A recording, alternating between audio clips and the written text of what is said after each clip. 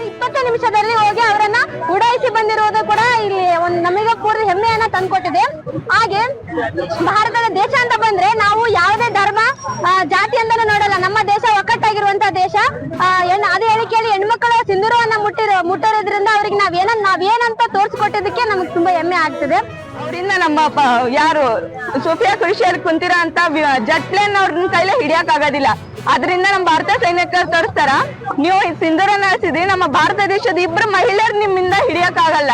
ಈಗ ಭಾರತದಲ್ಲಿರುವಂತ ಎಲ್ಲಾ ಮಹಿಳೆಯರು ಒಗ್ಗಟ್ಟಾದ್ರೆ ಪಾಕಿಸ್ತಾನ ಅನ್ನೋದು ಪ್ರಪಂಚದ ನಕ್ಷೆಯಲ್ಲೇ ಅಳಿಸಿ ಹೋಗುತ್ತಂತೆ ಭಾರತ ಸೈನಿಕರು ಹೇಳ್ತಾರ. ಸೈನಿಕರು ಮತ್ತೆ ನಾವು ನಿದ್ದೆ ಮಾಡಲ್ಲ, ಪಾಕಿಸ್ತಾನವನ್ನ ಇಡೀ ಭೂಪಟದಲ್ಲೇ ಇರ್ಲಾರ್ದಂಗ್ ಮಾಡ್ತೀವಿ ಅಂತಕ್ಕಂಥದ್ದು.